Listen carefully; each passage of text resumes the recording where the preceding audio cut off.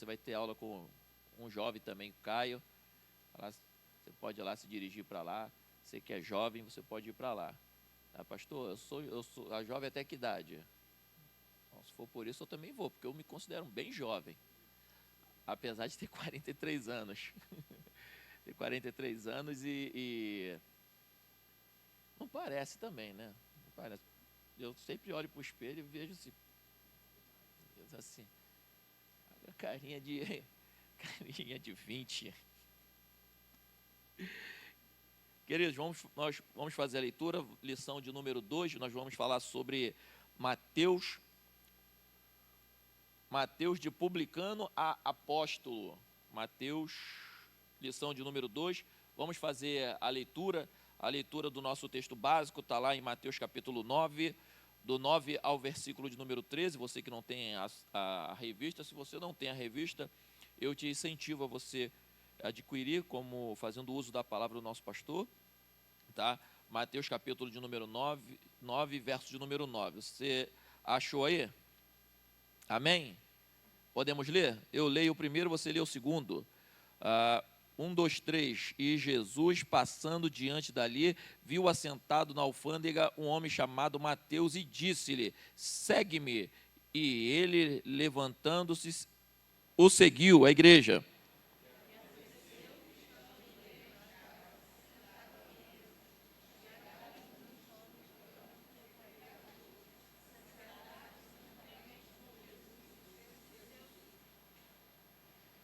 E os fariseus, vendo isso, disseram aos seus discípulos: Por que come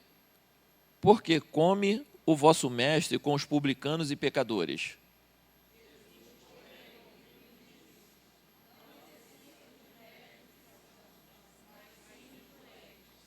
Ide, porém, e aprendei o que significa misericórdia, quero e não sacrifício, porque eu não vim para chamar os justos, mas os pecadores ao arrependimento. Vamos lá para o nosso texto áureo, um 3, que está lá em Lucas 5, 27. Diz assim, 1, 2, 3, vamos lá. E depois disso, saiu.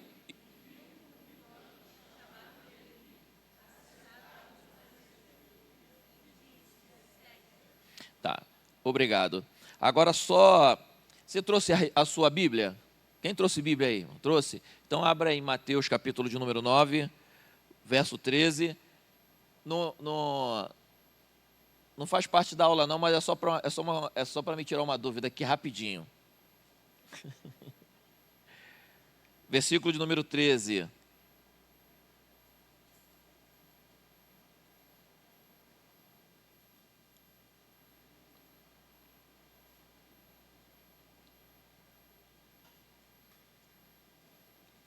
Só levanta a mão quem está no final escrito arrependimento.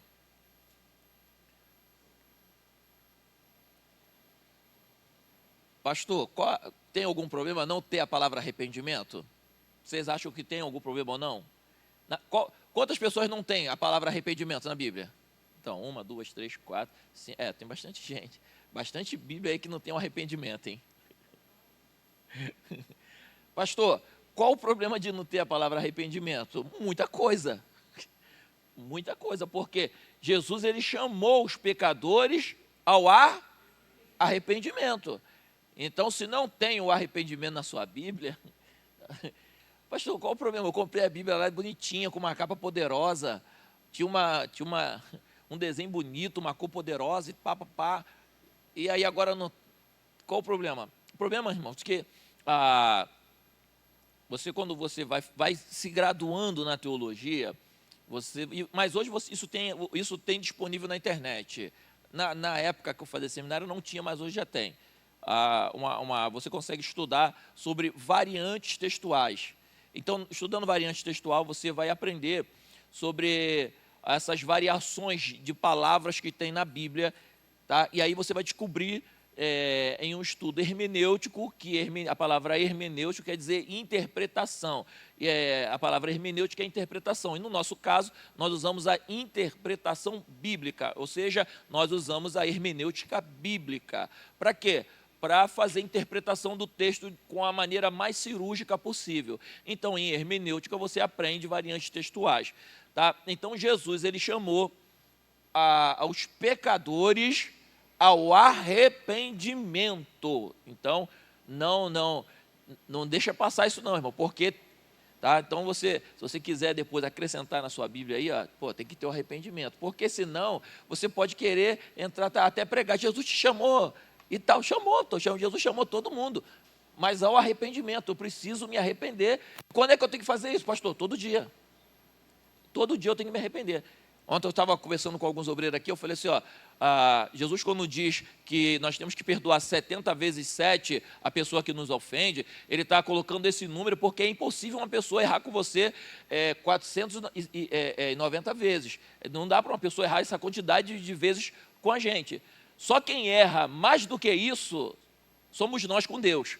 E eu te garanto, irmão, eu já errei, eu já passei de 500 vezes aí. Mas a Bíblia diz olha o que a Bíblia diz, que as misericórdias do Senhor são a causa de nós não sermos consumidos, porque as misericórdias do Senhor, elas se renovam de dia em dia, ela se renova. Por que ela se renova? Ela se renova porque a misericórdia de hoje não serve para amanhã. Então amanhã Deus tem uma misericórdia nova, porque amanhã teremos pecados novos. Pastor, é isso aí, irmão. Pelo menos eu estou aqui admitindo que eu erro todo dia, irmão. O pastor falou assim, quem gosta de orar de madrugada? Irmãos, é uma luta para mim orar de madrugada, irmão, eu confesso.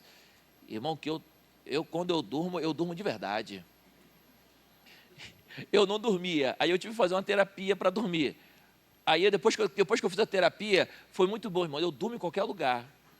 Irmãos, eu para dormir, assim, é rápido, eu desligo, é uma maravilha. Olha, eu recomendo você que tem problema de não dormir, olha, eu fiz uma terapia, entendendo? Foi bênção, irmão. Eu durmo hoje em qualquer lugar e eu não preciso dormir muito. Se eu for dormir 3 da madrugada, eu só preciso, e tiver que acordar às 6 da manhã, eu acordo novinho em folha. Que maravilha. Entendendo? Então, eu recomendo você fazer uma terapia. Vamos lá, queridos. Nós iremos falar sobre o Evangelho de Mateus. Tá? Não vamos falar do Evangelho em si, nós falaremos do Mateus, tá? Que era um publicano e se tornou um apóstolo. É bem interessante nós salientarmos que o Novo Testamento, ele faz sempre links, conexões com o Antigo Testamento. Mateus fez isso muitas vezes. Mateus ele usou muita expressão para que se cumprisse o que está escrito na palavra, para confirmar há pelo menos 60 citações do Antigo Testamento no livro de Mateus, só no livro de Mateus. Então, você vai encontrar ali Mateus falando do capítulo de número 1, apresentando a genealogia de Jesus. Só a nível de curiosidade, eu sei que é chovendo molhado, que todo mundo já sabe disso, mas é porque está no meu plano de aula. Mateus, ele escreve para os judeus, o Marcos, ele escreve para os romanos e Lucas escreve para os gregos. Então, percebe-se que uma coisa, se o Mateus, ele escreve para os judeus, então ele começa falando de genealogia, porque ele está falando do Messias, ele apresenta Jesus como filho de Deus. Então, ele apresentando Jesus como filho de Deus, ele tem que apresentar para os judeus a sua genealogia, e aí ele vai apresentando, a cada 14 gerações, ele dá uma parada e apresenta um personagem central. Então, Mateus, ele apresenta Jesus ali, mostrando a sua genealogia. Marcos, por sua vez, ele não se preocupa em querer apresentar a genealogia de Jesus. O Marcos, ele é mais rápido. Marcos, ele apresenta ali a Jesus e apresenta ele como um servo, aquele que serve, aquele que é servo. Por quê? Porque como ele está escrevendo para Roma, ele não pode apresentar Jesus como Senhor, como Salvador. Ele tem que apresentar Jesus como servo. Por quê? quem dominava aquele período, a Judéia, e toda a Galiléia, e Samaria, e Jerusalém, eram os romanos. Então ele apresenta Jesus como servo, aquele que veio servir, aquele que veio para não trazer nenhum tipo de rejeição para quem está ouvindo a mensagem, porque os romanos, ao lerem a mensagem de Jesus, eles precisam olhar e estar com o coração tranquilo, não fechar o coração, apresentando Jesus como rei. Como assim, como rei? Então, aí, agora, o Lucas ele apresenta como o filho do homem, o servo de Deus. E servo e filho do homem, ele não tem a necessidade de apresentar claramente uma genealogia, mas para os judeus era importante ter essa genealogia. Outro dado importante que o Evangelho de Mateus ele apresenta para a gente é o contexto político da época e o contexto religioso. Você tinha lá os fariseus, você tinha os saduceus, tinha os zelotes, tinha os herodianos, e você tinha lá o templo, e tinha as sinagogas, e tinha o sinédrio. Pastor, então explica isso aí rapidinho. Então vou explicar. Você tem o templo, vamos imaginar que a nossa sede lá na Penha é o templo central. Vamos imaginar que a Penha é Jerusalém. Então lá está o templo central, aonde ficam os apóstolos. Então lá, aqui é uma sinagoga, por assim dizer. Cada cidade tinha uma sinagoga. Todo lugar que tinha um judeu, tinha um grupo de judeus, se construía sinagogas para facilitar o aprendizado das pessoas em relação ao judaísmo, a Torá, as leis do Senhor, ensinar os mais velhos, ensinar os mais jovens. Então toda a cidade tinha uma sinagoga que prestava conta ao templo, lá o templo central. Também tinha o sinédrio. Para que servia o sinédrio? O sinédrio era composto por 70 homens judeus, e essa galera do sinédrio, ela era composta por fariseus, ela era composta por sacerdotes e escribas. Esses camaradas, eles eram os responsáveis a criar as leis e julgar as pessoas. Você lembra que no período de Jesus é levado para o sinédrio para ser julgado por Caifás? O sumo sacerdote era o responsável do sinédrio, de julgar. Então você tinha lá vários sacerdotes e escribas, e entre essa galera, que dava um número de 70 pessoas, tinha um responsável, que era o sumo sacerdote. Na época de Jesus, era o Caifás. E então, essa era a divisão. Os fariseus, por sua vez, eles sempre estavam andando do lado de Jesus, procurando uma falha de Jesus. Os fariseus foram eles que ficaram ali esperando a oportunidade para trazer a acusação de Jesus para o sinédrio. Então, por isso que você toda hora vê os fariseus. Eles acreditavam em anjos e demônios, fariseus acreditavam na ressurreição, e acabou sendo estigmatizado todo aquele que é voltado à hipocrisia, né? A gente tem um hábito de falar assim, tu é fariseu, né? Por quê? Porque o fariseu ele acredita em anjos e demônios. Você acredita em anjos e demônios? Sim ou não? Você não acredita não em anjos e demônios? Você não acredita que existe anjo e demônio não? Sim. Você acredita na ressurreição? Sim. Você acredita em céu e inferno? Então a gente se parece aos fariseus, porque os fariseus também acreditavam nisso. Mas por que os fariseus ficaram estigmatizados como pessoas hipócritas? Por quê? Porque como eles criavam as leis, só para vocês terem um exemplo aqui, existia no livro de Levítico 613 leis. Quantas leis? Não, irmão, você está dormindo. Quantas leis? Os fariseus acharam que era pouco. Falaram assim, não, 613 leis é pouca lei. Aí eles acrescentaram, botaram 618, aumentaram. Tá bom, beleza, 618. Só que eles não cumpriram nenhuma. Então Jesus chama eles de hipócrita, porque fala assim, vocês estão falando que 613 leis é poucas, e vocês acrescentaram, e vocês não conseguem cumprir nada. Vocês são cambada de hipócritas. Vocês são hipócritas de verdade. Por quê? Porque vocês colocam um jugo pesado no povo, mas vocês mesmos não têm como carregar. Aí Jesus, olha o discurso de Jesus. Então, se você está cansado e sobrecarregado desse jugo, Jesus convida o quê? Vinde a mim, pega o meu fardo e o meu jugo. Por quê? Porque o meu fardo e o meu jugo é leve e é suave. Então o quê? Tirando o jugo dos fariseus, tirando esse jugo pesado dos fariseus da moralidade, portanto, se você coloca esse jugo pesado em cima das pessoas, você tem que ser um exemplo daquilo que você prega, daquilo que você ensina. Você tem que ser exemplo e muito exemplo. Então os fariseus não eram exemplo, por isso que ficou estigmatizado como fariseu sendo hipócrita. Tá? Aí a gente avança um pouquinho dentro desse contexto. Mateus, ele escreve 28 capítulos, tá? Mateus não foi o primeiro evangelho a ser escrito, tá? Mateus, Marcos e Lucas e João. João, ele é um evangelho mais universal, é para todo mundo, ele não escreve para um grupo específico. É claro que João, ele fala muito já sobre a igreja, sobre Jesus e tal, mas os três evangelhos primeiro, esses três evangelhos, eles são chamados de evangelho sinótico. Por que sinótico? Porque eles falam a mesma coisa, ou seja, imagina essa caixa de som aqui, vamos dar um exemplo, essa caixa de som é Jesus. Eu estou olhando aqui, eu vou falar da caixa de som olhando a parte da frente.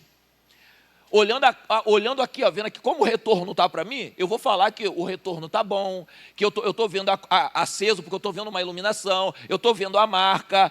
Aí quem está olhando de lá vai falar assim, não, eu estou vendo a base, tem parafuso, tem uma haste elevada, tem um desnível para a caixa ficar inclinada, mas está falando da caixa, quem está dali. Quem está daqui já está vendo a outra visão. Olha, eu estou vendo nada, eu estou vendo tudo liso, mas eu sei que é a caixa. Enfim, está todo mundo vendo e está todo mundo falando a mesma coisa. Tá? Então a mesma coisa é os evangelhos. Os três evangelhos, eles estão falando a mesma coisa, de Jesus, e cada um falando de uma ótica. Você quer ver um dado? Mateus, por exemplo, como ele está falando para os judeus, ele valoriza muito as tradições judaicas. Ele foca muito naquilo que o judeu tem como verdade absoluta. Então ele trabalha muito essa questão da cultura judaica, sempre pegando ênfase ao Antigo Testamento, sempre está pegando como referência o Antigo Testamento para respaldar o ministério de Jesus. Você vai ver, por exemplo, o Evangelho de Marcos. Ele não valoriza tanto as questões judaicas. Por quê? Porque não há necessidade para quem ele está escrevendo, não há tanta necessidade. Aí você vai ver Lucas, quando ele olha para Mateus, ele pega algumas coisas de Mateus e ele apresenta. Por quê? Mateus, ele virou apóstolo. Marcos era discípulo de Pedro, não virou apóstolo. E Lucas era discípulo de Paulo. Então, Lucas, ele bebe dessa fonte de João, ele bebe da fonte de Marcos, ele bebe da fonte de Mateus. Tanto é que Lucas era médico, e só um dado aqui, você lembra que a mulher do fluxo de sangue, quando Marcos, olha o que Marcos fala, e indo... Marcos capítulo de número 5, ele diz assim, olha, e indo ela, gastou todo o seu dinheiro com os médicos. Não está assim na Bíblia? Na minha está, na tua também acho que está. Gastando todo o seu dinheiro com os médicos, e não adiantando nada, foi de mal a pior. Só que Lucas, por ser médico, ele fala da mulher do fluxo de sangue, mas ele não fala nada que gastou dinheiro com os médicos. Por quê? Porque ele era médico. Pastor, mas aí é puxar a brasa para a sua sardinha. Ele não vai depor contra os médicos, porque ele era médico. Você vai ver, por exemplo, Mateus falando que Jesus estava entrando em Jerusalém, em Jericó, e você vai ver Lucas falando que ele estava saindo de Jericó. Aí você tem que entender o seguinte, Lucas fala que eram dois cegos, um cego, e Mateus falam que eram dois cegos. Um fala que era dois, outro fala que era um. Aí, pastor, era quantos médicos? Para Lucas, não importa quantos estavam. Para Lucas, importa quem foi que pediu o milagre. Isso aqui é legal. Jesus curou uma pessoa de câncer. Mas curou 10 pessoas de câncer. Tá, mas quem foi que orou? Então, Lucas... não, eu vou... Por quê? Por que Lucas tem que dar detalhes? Lucas, ele tem que dar detalhes. Por quê? Porque para quem ele está escrevendo, quer detalhes. Os gregos, não adianta você falar por cima. Você tinha que dar detalhes, porque os gregos argumentavam, os gregos questionavam. Então, você tem que dar detalhes. Então, por isso que no livro de Lucas tem muitos detalhes que você não vê nos outros evangelhos. Por quê? Porque para quem ele escreveu, tinha que ter esses detalhes. Dado esse contexto histórico e cultural e religioso, a gente vai entender o chamado de Mateus. Como aconteceu esse chamado? Mateus, ele era um publicano, um cobrador de imposto. Então, naquela época, a pessoa, ele estava lá na alfândega, sentado perto do mar, e provavelmente ali quem tinha imposto a Roma, até mesmo dos peixes que as pessoas pescavam lá no rio. Pegou peixe, tinha que pagar tributo de peixe. Há um dado histórico que até as camponesas pagavam impostos das lenhas que colhiam nas florestas. Você imagina, por que tinha que pagar imposto da madeira? Por quê? Porque se usava muito madeira naquela época. Madeira era muito usada. Então, se pagava coisas com madeira também. Até dízimo era dado com madeira no templo. Porque as camponesas colhiam madeira. E como é que acendia a churrasqueira lá no templo para queimar, para fazer sacrifício? Era com madeira. E quem é que colhia as madeiras? As mulheres. As mulheres ofertavam e dizimavam também com madeira. Então, até disso os romanos cobravam impostos. E tinha um outro dado, que os romanos também colocavam uma pessoa para cobrar os impostos, tipo, o romano, ele dizia o seguinte: olha, nós queremos 10% de tudo que a Judéia arrecada. O que você cobrar mais é seu. Então, geralmente, um cobrador de imposto, ele sempre cobrava mais do que Roma pedia. E todos eles eram muito ricos. Só que é bom você entender que Mateus capítulo de número 9... deixa uma pergunta no ar. Qual a pergunta que fica no ar? É bom você pensar um pouco em relação a isso. Você percebe que Jesus, ele chega na alfândega e ele vê Mateus sentado e ele diz assim, segue-me. Ele não para conversar com Mateus, para evangelizar, para falar do amor, para falar assim, olha, eu sou o filho de Deus. Ele não fala nada disso, ele simplesmente passa por ali e fala assim, segue-me. E o camarada larga tudo e segue Jesus. Isso aqui mexe comigo, por quê? Porque quem foi que pregou? Para Mateus, irmão. Porque não dá para o camarada simplesmente Jesus passar e falar, vai embora, vamos embora, me segue. E o camarada simplesmente sem saber quem ele é, o que ele fez. Então, assim, você vê que provavelmente Mateus, ele morava nas localidades de Cafarnaum, provavelmente. E se de fato ele morava nas partes de Cafarnaum, se você olhar Mateus capítulo de número 4, Jesus, ele foi tentado para o deserto, ele foi levado para o deserto para ser tentado. Se você olhar Lucas capítulo de número 4, você já vê outra situação. Lucas capítulo 4, ele entra na sinagoga para pregar para pregar na sinagoga. Ele não entra para pregar, ele entra para assistir o culto. É bom você entender isso. Lucas capítulo 4, ele entra na sinagoga como um judeu comum, para assistir o culto, para aprender com os anciões. Só que quando ele está lá em Nazaré, um dos anciões pega um rolo e dá na mão de Jesus para ler. Jesus, ele abre o rolo e está escrito Isaías 61. Isaías 61, porque o Espírito do Senhor está sobre mim, porque o Senhor me ungiu para pregar boas novas aos mansos, a proclamar liberdade cativo e abertura de prisão aos presos, a anunciar o ano aceitável do Senhor e o dia da vingança do nosso Deus. Esse é Isaías 61. Só que, quando ele abre o rolo, ele não lê tudo. Ele diz assim, porque o Espírito do Senhor está sobre mim, porque o Senhor me ungiu a pregar boas novas aos mansos, a proclamar liberdade aos cativos e abertura de prisão aos presos e anunciar o ano aceitável do Senhor. O dia da vingança do nosso Deus, ele não fala. Ele para, depois você lê Lucas capítulo 4. verso 18, ele para, ele fecha o rolo e ele diz assim, ó, hoje se cumpre essa palavra no meio de vós. O que aconteceu? Ele é expulso de Nazaré. Aí para onde ele vai? Para Cafarnaum. Ele prega em Cafarnaum. Para onde ele vai? Ele vai para a casa de Pedro. Capítulo 4 de Marcos. Ele chega na casa de Pedro e ele cura a sogra de Pedro. Capítulo de número 5, ele chama Pedro. Capítulo de número 6, ele começa a fazer os milagres. Aí, olha só, quando ele chama Pedro, como é que ele chama Pedro? No capítulo de número 5. Por quê? Porque primeiro ele convence Pedro sem falar nada. Ele ganha Pedro sem falar nada. Foi o quê? Curando a sogra dele. Agora, quem foi que falou de Jesus para Mateus? Nós não sabemos, mas provavelmente Mateus tenha visto o que Jesus estava fazendo lá em Cafarnaum. Porque quando Jesus desce para Cafarnaum, Jesus começa a fazer muitos milagres e a pregar de forma maravilhosa e poderosa naquele lugar.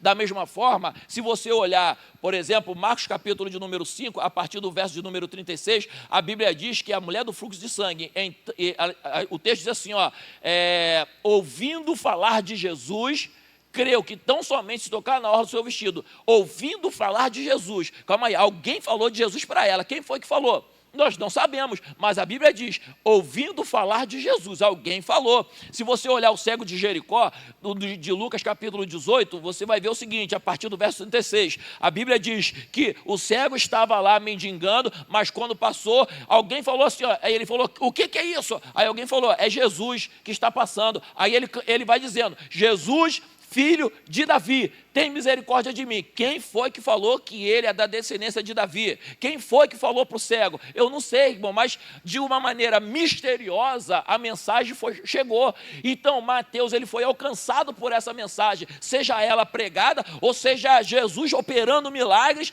e esses milagres trouxe alguma visão de arrependimento de Mateus. Eu fico tentando imaginar alguém que está vivendo debaixo do pecado. Vou falar aqui porque o irmão não está aqui. O irmão não está aqui. Ontem eu estava ali no Una ali, e aí o rapaz falou para mim, pastor, falou assim, olha, eu nem ia vir na igreja hoje, nem ia vir, mas aí eu senti algo me puxando para cá, e eu não ia vir. Eu falei com ela que eu não ia vir. Aí o camarada entrou, chegou aqui, aí ele chorando falou para mim assim, ó, eu não sei como é que o pastor sabia de tudo da minha vida. Eu falei, não foi o pastor. Eu não sei como é que o pastor sabia tudo, o pastor falou a minha vida toda. Então, isso aqui não tem explicação, porque a mensagem de Cristo, e aí eu volto a dizer, não é, porque Jesus ele poderia estar lá, ó, curando e não está falando nada. Certo? Ele poderia estar curando, não está falando nada. Mas a cura estava comunicando alguma coisa, o Espírito estava comunicando alguma coisa para alguém. Então não é o que eu falo, é o que o Espírito comunica, é o que o Espírito Santo está comunicando à sua igreja, porque para cada pessoa o Espírito Santo comunica de uma maneira. Para cada pessoa. Jesus ele não prega para Pedro, Jesus ele cura a sogra de Pedro e deixa Pedro ficar ali. Pedro só ficou vendo, Pô, curou minha sogra, pô, legal, minha sogra estava com febre, né, bacana. Aí Jesus não fala nada, Jesus só curou e saiu. Aí o que faz? Jesus chega de manhã, ele vai para a praia, aí fica lá na praia parado. Aí o que aconteceu? Vem Pedro, João, vem Tiago, eles começam a limpar a rede. Aí olha a pergunta de Jesus, vocês não pegaram nada? Eu falei, claro que não, pô. Eles não tinham experiência com Jesus, a única experiência era da cura da sogra. Aí Jesus falou assim, ó, volta lá para o mar, lança a rede do outro lado, vai lá. Aí o Pedro falou assim, mas Senhor, nós pescamos a noite toda. Mas aí ele diz assim, olha, mas segundo a tua palavra, eu lançaria a rede. Aí você fala assim, uau, que fé, né? Uau! Mas irmão, se você prestar atenção, se Pedro não pega nada, a culpa era de quem? Era do Pedro que ouviu Jesus? Ou era de Jesus que mandou Pedro voltar? Era Jesus, a culpa era de Jesus. Então ele já tira o dedo da reta, fala assim, ó, segundo a tua palavra eu vou. E isso aqui, irmão, isso aqui não é novo não, porque o Ezequiel também falou, Senhor, eu profetizei como tu me deu ordem, ossos secos, assim diz o Senhor. Aí os ossos começaram a se mexer. Que se não funciona, foi a ordem de Deus. Então, Jesus, ele vai, quando eles retornam e traz peixe, Jesus falou assim, ó, a partir de hoje, vocês não serão mais pescadores de peixe, mas serão pescadores de homens. Pescadores de homens. Então, eles agora largam tudo e vão seguir Jesus. Depois você vê que depois, lá na frente, ele disse assim, ó, pô, Senhor, a gente largou tudo. Você vê que é um questionamento dele. Nós largamos tudo, Jesus. Pô, esse negócio aí, esse negócio de ficar pregando evangelho de cidade em cidade, esse negócio aí não está legal. Não, Jesus, largamos tudo. Aí Jesus falou assim, ó, falou aqui, ó, fica tranquilo, porque aquele que deixa tudo, que larga tudo para servir o reino, esse aí não tem falta comigo, fica tranquilo. E aí Jesus está acalmando o coração deles. Agora, deixa eu falar aqui para a mídia aqui, colocar para mim, por gentileza, aqui, um slide aqui, só para a gente linkar, e aí, para a gente seguir aqui na nossa lição, tá? Eu estou fazendo questão aqui de mostrar para você esse contexto histórico e cultural e religioso, para você se localizar, tá? Mateus, ele também era chamado de Levi, tá? Mateus e Levi, tá? Provavelmente, porque tanto Mateus quanto Levi era nome judeu, não era nem nome grego, mas Mateus, ele é o que mais usa porções aramaicas, tá? Mateus é o que mais fala do aramaico e é bem interessante. Esse panorama aqui é só para você entender que o Novo Testamento ali Mateus está sempre indo lá e pegando coisas do Antigo Testamento para poder respaldar o ministério de Jesus. Ele está sempre fazendo isso, ele está indo lá. Aqui, eu tentei colocar, a minha filha, coitada, minha filha sofreu por fazer isso aqui para mim, porque eu queria isso aqui, e ela ficou hoje o dia todo para fazer isso. E tinha mais coisas, mas a bichinha sofreu tanto para fazer isso, que eu falei, não, tá bom, só faz isso então, minha filha. O que acontece? Se você olhar aqui, ó, a essência da profecia e referência do Antigo Testamento e o cumprimento, lá em Mateus. Mateus 1, você vai ver a genealogia, o nascimento. Você vai ver assim, o nascimento de Isaac, você vai ver lá no capítulo 1, verso de número 12. E vai indo, e você está aqui toda a declaração aqui. Só que existe uma questão que, se você olhar, Mateus capítulo de número 1, você fala de nascimento, fala lá, aí está linkando lá o nascimento da semente, falando de Jesus. Capítulo de número 2, você encontra ali também a genealogia, você vai ver o capítulo de número 4, você vê o capítulo de número 3, Jesus sendo batizado. Aí o batismo de Jesus já linka ao deserto, já está indo para o deserto. O batismo de Jesus já lembra do povo passando pelo Mar Vermelho. Tá? Ali representa o batismo do povo passando pelas águas. Capítulo de número 4, Jesus ele é levado para o deserto para ser tentado. Capítulo também lá, quando você vê Êxodo capítulo de número 15, o povo atravessando o Mar Vermelho, depois do Mar Vermelho eles vão para o deserto também. E aí, depois, quando eles chegam lá no deserto, o que acontece? Eles têm fome e sede. Aí, capítulo 16, eles chegam na cidade de Mara. Na cidade de Mara não tinha água. Eu estou falando de Êxodo 16, não tinha água. Aí Moisés vai lá, toca lá na água, a água lá fica purificada, o povo bebe a água, sacia a sua sede. Jesus também teve fome e sede, depois de 40 dias. Aí o Moisés ora, Deus manda o maná desce. Jesus, ele tem fome, resistiu o diabo, venceu o diabo com a palavra, os anjos vêm e alimentam Jesus. Você vai ver, capítulo 17, tem a primeira guerra lá deles, lá com os amalequitas. Você vê também, no capítulo 17 de Êxodo, ele chegando na cidade de Refidim. Na cidade de Refidim não tinha água, eles estavam sem água. Moisés fica atribulado, chega lá e toca na rocha lá, e sai a água da rocha lá. Deus mandou tocar, ele foi lá e feriu. Se você olhar, Jesus, a mesma situação. Jesus também agora, ele começa a ser o quê? Ferido, ele começa a ser açoitado. Aí você vai ver que logo depois do batismo, vem o quê? O Espírito Santo dizendo, esse é o meu filho, apresentando Jesus como filho de Deus. São só algumas situações que você vai ver no Antigo Testamento e você vai ver o cumprimento em Mateus. Tem muitas coisas, irmão, tem muitas coisas, mas a gente já falou de tipologia na aula anterior, e a gente não vai ficar aqui trabalhando essas questões, tá? Na sua revista, vai lá para o 1.1, 1.1 está aí, o testemunho nas Escrituras. O testemunho nas Escrituras, que é exatamente esse panorama, esse paralelo que eu estou colocando aqui para os irmãos, que é o testemunho nas Escrituras do Antigo Testamento. A origem e família e laços familiares de Mateus. Bom, irmãos, aqui a gente discute. Por quê? Porque ou tinha dois Orfeus, né?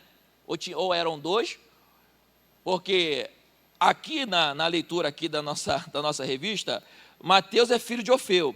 Embora o mesmo evangelista Marcos também refere-se Tiago como filho de Orfeu, não há indicação de que Mateus e Tiago foram irmãos. É provável que Mateus tenha nascido em Cafarnaum, na costa do Mar da Galileia, onde trabalhava como cobrador de imposto. Então, não há nenhum registro. Se você quiser saber sobre os evangelhos, irmãos, assim, tem alguns livros muito bons para você ler. Um livro que eu recomendo para você é Eusébio de Cesareia. Eusébio é o que melhor fala sobre os evangelhos, principalmente o evangelho de Marcos. O livro de Eusébio de Cesareia eu recomendo. Antigamente não dava, mas hoje você consegue baixar na internet. Eu não sei como, mas eu sei que tem uns meninos lá que consegue baixar na internet. Tá? Antigamente não dava não, mas hoje dá. Entendendo? Eu ontem estava falando aqui com um irmão aqui, eu falei, eu comprei uma enciclopédia, cara, que o Novo Testamento e o Antigo Testamento juntos, daí 1000 e alguma coisa, e eu comprei, irmão, comprei o primeiro, aí paguei, parcelei em 12 vezes, aí depois comprei o segundo, parcelei em 12 vezes de novo. Aí um aluno falou assim, não, pastor, agora a gente consegue baixar pela internet. Eu falei, pô, tá tudo certo. Aí me mostrou, aqui site esse site tem tudo, pode falar o nome de um livro aí, fala o nome de um livro. Aí eu falei, aí ele falou, aqui, tem aqui. Aí você quer saber qual é o livro? O nome, a enciclopédia é Champlin, comentário de Champlin, no Novo e Antigo Testamento. Aí, profissão dele, coletor de imposto, tá? Ele cobrava imposto. Um outro dado, que ele é o que melhor fala sobre o aramaico, tá? Só a nível de curiosidade, o aramaico, que era uma língua comum naquela época, porque os judeus eles falavam o hebraico primitivo e também o aramaico.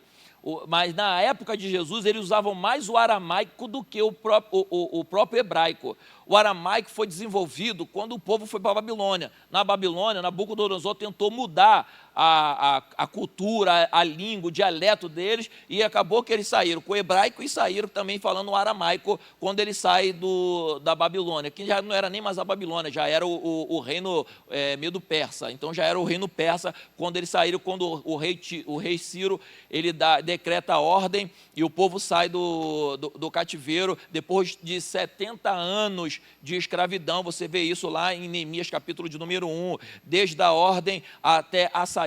Você vai ver lá, você vai ver no Salmo de número 126, eles cantando lá e as nações dizendo, grandes coisas fez o Senhor por eles. Então o aramaico se desenvolve nesse período.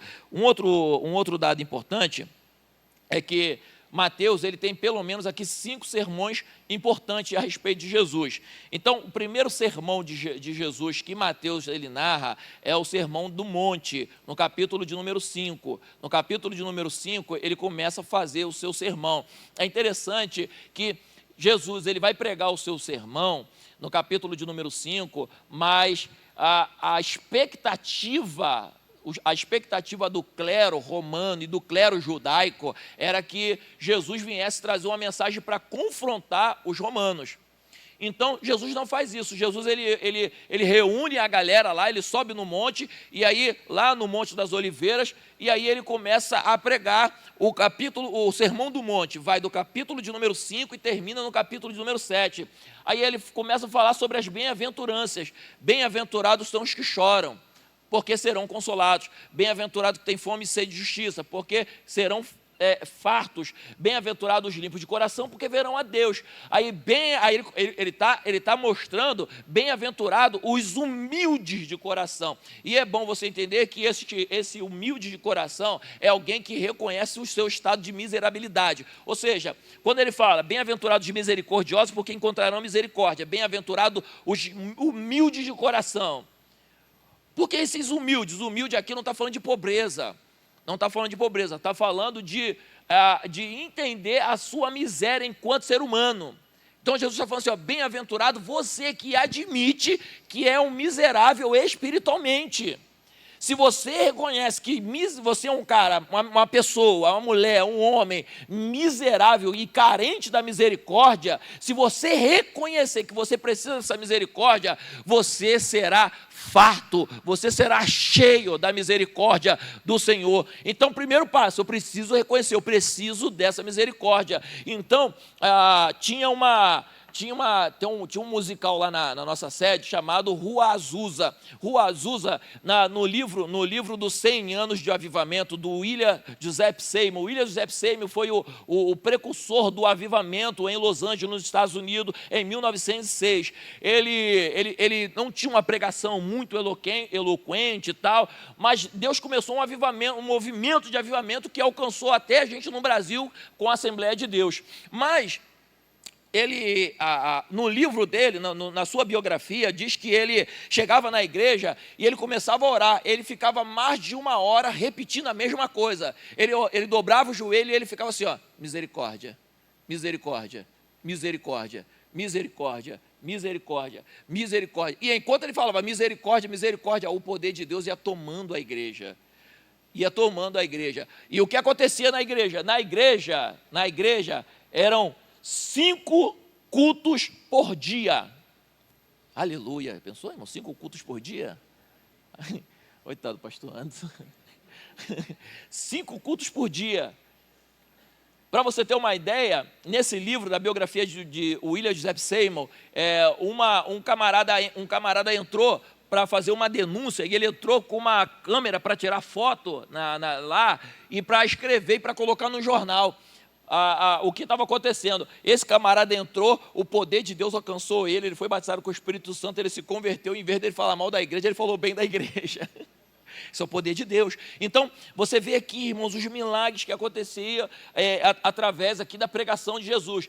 Aí está, Mateus, ele continua na sua invectiva. Então, vamos lá, o servo dedicado, 2.1, o impacto missionário desbravando terras. Você pode ler comigo isso aqui, por gentileza? Vamos ler no 3. 1, 2, 3. Mateus participou, contribuindo para a expansão missionária, além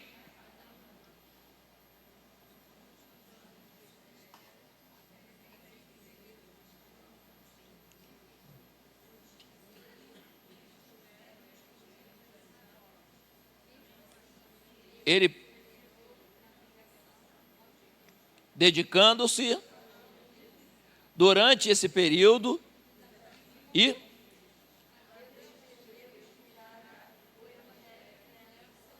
obrigado. Então, assim, você vê que os desafios da pregação, da evangelização, num ambiente hostil, num ambiente onde as pessoas não queriam ouvir aquela mensagem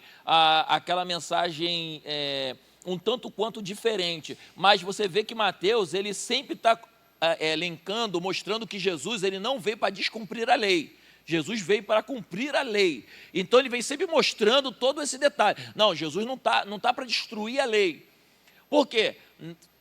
Porque talvez não seja cônsul de todos aqui, mas em Mateus ainda era o período da lei, irmão, não era o período da graça ainda. Fala assim, não, mas Jesus nasceu é o período da graça. Não, irmãos, a graça começa quando Jesus morre e ressuscita. Então ali começa o período da graça. Nós chamamos em teologia de dispensação. Aí, são quantas dispensações da Bíblia? Você ainda lembra? São quantas dispensações? Diga 7. Diga 7. Então, quais são elas, pastor? Você lembra? Sabe da primeira? A primeira, inocência. Qual é a primeira? Inocência. A segunda, consciência. A terceira, governo humano. A quarta, patriarcal. A quinta, lei. E a sexta, graça. E a sétima, pastor? A sétima é só quando Jesus retornar com a sua igreja para implementar o governo milenar. Aí nós entraremos no milênio. Então, nesse período ainda era lei. Então, Jesus, quando alguém o confrontava, falando, ó, mas a lei diz isso, e ele não mudava a lei, ele não mudava nada. Jesus, a lei diz que tem que apedrejar. Jesus, beleza, quem não tem pecado, atira a primeira pedra. Ponto. Ponto. Jesus, mas Moisés disse que tem que repudiar. Aí Jesus falou assim, não, no princípio não era assim. Quem foi que disse? Quem foi que era assim? No princípio, Deus ele permitiu a carta de repúdio por causa da dureza do vosso coração. E não foi Deus, foi Moisés. Ele falou assim, não foi Deus, foi Moisés. Aí por quê? Eles queriam colocar como se fosse Deus. Aí ele falou assim, não foi Deus, foi Moisés, pô.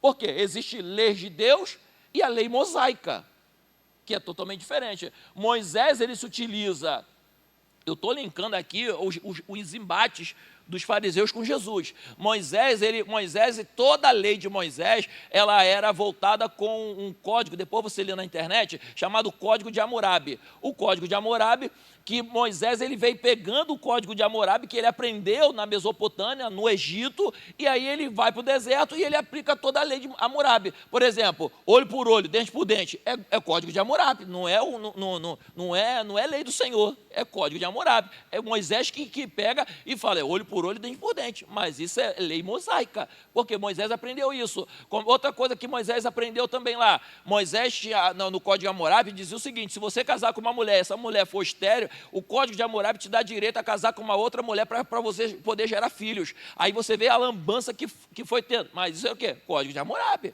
E o Código de Hammurabi foi desenvolvido quando? Em Gênesis capítulo número 10. Em qual período? Governo humano. E quem era que governava? Nimrod. Você vai ver, capítulo 10 de Nimrod. Nimrod era tão surtado que quis levantar uma torre de Babel. Aí Deus falou assim, fica tranquilo. Eu aprendi isso aqui com o pastor Jarmuth. Aí, olha só aqui olha o que Deus fez. Deus falou assim, olha, não tem problema não. Você quer ter confusão em qualquer lugar? Todo lugar que tem confusão, que tem bagunça, só tem por causa de uma coisa. Sabe por quê? Porque não há comunicação. Deus falou assim, desçamos e confundimos eles. Cada um vai falar inglês, outro vai falar japonês, outro vai falar aramaico, outro vai falar hebraico, e aí surge as línguas. Se você que estudou, por exemplo, aí, letras ou alguma coisa parecida aí, língua e tal, essas coisas aí, você vai ver que sempre vai lá para Gênesis capítulo 10, que tinha lá aquela loucura do governo humano, aquela bagunça do governo humano. Tinha pode falar, pastor Tuninho aqui, tinha a Semírade, pastor Tuninho, a Semírade era a mãe de Nimrod, vou falar para o pessoal da música, a mãe de Nimrod era tão maluca que ela que criava as leis, né? As leis eram dela. Aí o que ela fez? Você chegava para ela e falava alguma coisa, e eu matei um homem. Aí ela falava assim, mas o que tu fez de bom? Aí o camarada falava assim, eu fiz isso de bom. Aí sabe o que ela fazia? Ela pegava uma balança, pegava pedras, a pedra da morte, eu matei, ela pegava uma pedra e botava de um lado, só que ela tampava o rosto, ela botava um pano, tanto é que o símbolo da justiça é a Semírade, que ela fica com uma balança com o rosto tampado, é a Semírade de Gênesis capítulo de número 10, a mãe de Nimrod. Nimrod era pancada, era doido, e aí ela segurava assim e botava a pedra, matou? Aí ela botava assim, é diferente de hoje não, né? Era Semírade de Moraes, ela botava lá, fechava os olhos, tu matou? Botava aqui, eu botava a pedrinha aqui, ia distribuindo, até, aí quem dava a sentença era o que a pessoa falava. Então, por isso que tem essa coisa, que a justiça é cega, por causa dessa mira de maluca. E aí, toda essa encrenca toda chegou na época de Jesus. Os fariseus, que eram os doutores da lei, que ficavam no sinédrio, que faziam as leis, eles bagunçavam tudo e pegavam tudo. E aí eles mostravam que a maneira de jejuar, aí Mateus tem que explicar sobre o jejum, eles ensinavam a respeito da oração. Mateus vai mostrar como é que é a oração, quando você orar, diga Pai nosso que está no céu, Pai nosso que está no céu, santificado seja o teu nome. Não é um modelo de oração, mas toda vez que você orar, tu tem que falar com o Pai, que Ele está no céu, seja feita a tua vontade, e é assim na terra, no céu, é um modelo de oração, não é para você repetir o Pai Nosso que está no céu, né? Como a gente vê aí, eu geralmente quando eu vou fazer oração em enterro, eu lanço logo o Pai Nosso, vamos embora, irmão, Pai Nosso que está no céu, santificado seja o teu nome, vamos embora, vamos que vamos, amém, seja, o teu é o reino, glória a Jesus. Eu não sei quem é crente, quem não é, então eu lanço logo o Pai Nosso e vamos que vamos. Eu sou muito prático. Então, aí, Jesus ele teve que ensinar isso. Quem foi que falou? Mateus, explicando todas essas querelas. Aí tá, você vai, Você tem aí 2.2, testemunho final do último apóstolo. Você tem o evangelho da promessa. Aí você tem o evangelho da promessa, 3.1, o evangelho para os filhos de Abraão. A missão de Mateus entre os judeus. Aí está aí, ó, analisar as expectativas do povo judeu na época de Jesus, revela o propósito claro do publicano ao escrever o seu evangelho. Analisar as expectativas do povo judeu na época de Jesus, revela o propósito claro do publicano ao escrever o seu evangelho. Só o evangelho de Cristo Jesus que chama a pessoa ruim para melhorar. É só o evangelho, irmão. Qualquer outra religião, você tem que chegar bem, mas o evangelho não. O evangelho, o camarada vai lá, só o evangelho, irmão, que tem esse poder. Só o evangelho. Eu vi o prefeito de São Paulo falando uma coisa, eu achei interessante o que ele falou. Ele falou assim, as igrejas é muito importante. Ele falando das igrejas, eu não sei se estava falando a verdade ou se era de coração ou não, mas faz sentido. Ele falou assim, ó, o camarada, ele está lá na Cracolândia, o governo vai lá, a prefeitura vai lá, dá banho no cara, corta o cabelo, corta a barba, bota ele no centro de recuperação, o cara 15 dias depois, ele vai embora e volta para a Cracolândia. Aí ele falou assim, mas as igrejas, sem o psicólogo, pega um camarada lá que não é psicólogo, ele só pega, ela quer ir lá para o centro de recuperação, quero, pega o camarada, bota no centro de recuperação, fala assim, ó, vamos jejuar, vamos orar, vamos falar com Deus, papapá, e o camarada se recupera. Aí ele falou assim, eu não sei explicar, mas as igrejas têm um papel fundamental na reabilitação de muita gente, e é verdade, irmão. É só, quantas pessoas, irmão, aqui, irmão, tem gente aqui, se pesquisar direitinho, saiu das drogas, pastor, eu usava um negócio, eu falo, irmão, a minha sogra tinha um bar, eu tinha 17 anos, eu comprava cachaça no bar da minha sogra, que não era minha sogra. Não era minha sogra, não. Na época, eu nem sabia que ela tinha Rebeca. Eu nem sabia. Aí eu chegava lá e falava assim, ó. Aí eu chegava lá e falava assim, ó, dona Alice, bota aí um Dreia com limão. Eu tinha 17 anos. Eu tomava um Dreia com limão. Era normal. Pum. Irmão, e mandava para dentro, não jogava nem para o santo. Ia mandar direto. Tomava e fui indo. E fora outras coisas, né, irmão? Fora outras coisas que alucinógenas, né, que a gente ainda consumia. Irmão, Jesus foi lá dentro de um baile funk e me resgatou. Foi lá dentro, me resgatou, me deu uma família, me botou no altar, me deu um chamado, me deu dignidade, me deu uma vida totalmente diferente que eu nunca imaginei. Mas quem é que faz isso? É o evangelho de Cristo Jesus que salva, que cura e que transforma. É o poder do evangelho que me alcançou e alcançou você. E vai alcançar teu filho também, teu marido também. Vai alcançar aquele que está lá na tua casa também. Vai, irmão. Ah, pastor, ele desviou, não tem problema não, irmão, fica tranquilo. Eu sei que é aula, mas eu lanço uma profecia para a tua vida. Filipenses capítulo de número 1, versículo de número 6. Aquele que começou a boa obra, aleluia, ele é fiel para aperfeiçoar até os dias de Jesus Cristo. Ele é fiel. Fica tranquilo, Jesus vai pegar ele lá. Jesus pega ela lá. E aí, Mateus, ele vai terminar o seu evangelho com o seu último sermão. Qual é o último sermão? O último sermão. Mateus, capítulo de número 24, 25, ele apresenta o sermão profético das dores, né? O sermão profético.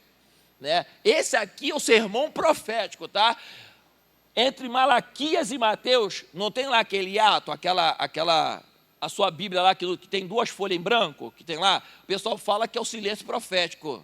Aí eu fico pensando, o que é silêncio profético? Não, é um silêncio, mas é profético. Não tem nada de profético, irmão. É que as pessoas escutam outros falando e vão reproduzindo. Não é silêncio profético. Não é, é o silêncio de Deus e ponto final. Não, pastor, mas é o profético. Não é profético. Por quê? Por causa desses 400 anos que Deus não falou, o que aconteceu? Apareceu um monte de gente falando que é profeta. E esse monte de profeta, você sabia que a Igreja Católica tem mais livros do que o nosso? Sabe quantos livros apareceram que não foram canonizados por causa do período desses 400 anos? Cerca de 80 livros a mais, chamados de livros apócrifos, que não foram canonizados porque não houve inspiração. O único livro que você pode ler como consulta é Macabeus, porque realmente existiu a história dos Macabeus. No período de Mateus ali, nesse período, os Macabeus se revoltaram contra os romanos, mas também não arrumaram nada, mas os Macabeus se levantaram. Então há uma história que aconteceu de fato. Mas as outras, irmão, é tudo fantasiosa. É tudo fantasiosa, não existiu nada daquilo. Então, assim, você tem que entender que o Evangelho de Mateus, não há ali o silêncio de Deus, um silêncio profético. Não é um silêncio profético, é um período que Deus calou-se. E na teologia, a teologia chama de período negro, período escuro, aonde Deus se calou, é só isso. O outro dado, que a partir do capítulo de número 26 e 27 de Mateus, capítulo 24 e 25, fala o sermão profético, falando da volta de Jesus e falando do princípio de dores, né, do que vai acontecer, pai contra filho, filho contra pai, a multiplicação da ciência e tudo mais. Capítulo de número 26 e 27 é a chamada Via Dolorosa. Você lembra da Via Dolorosa? Foi aonde Jesus ele é julgado, ele é condenado, ele é morto. Isso está onde? No 26 e 27. Só que para a glória de Deus, se tem um sermão profético, tem a Via Dolorosa, tem o martírio de Jesus, tem a cruz, tem a condenação, tem a morte, mas não para por aí. Vem um capítulo de número 28. E o que está lá no 28? 28 está dizendo, mas ele ressuscitou. Ele morreu, mas no 28 ele ressuscitou e está entre nós aqui. Então Mateus, ele termina o seu ministério, e você vai ver que em Atos o Lucas vai chamá-lo de apóstolo. Ele é um dos apóstolos. E aí, para a gente entender aqui, 4.2, a prontidão na obediência, a coragem em seguir a Cristo sem hesitação. E aí, irmãos, nós temos que seguir a Jesus, irmãos. Seguir a Jesus, olhar para Ele e falar, Senhor, eu vou te seguir, ponto final. E abandonar tudo. É o que eu já falei aqui para vocês. Deixar de lado todo pecado e embaraço. Hebreus, capítulo de número 12, verso número 2. Corramos a carreira que nos está proposta, porque estamos cercados por uma grande nuvem de testemunha, deixando de lado todo pecado e embaraço que tão de perto nos rodeia. O pecado e o embaraço nos rodeia. Como é que eu faço para fugir do pecado e do embaraço? Olha o que a Bíblia diz.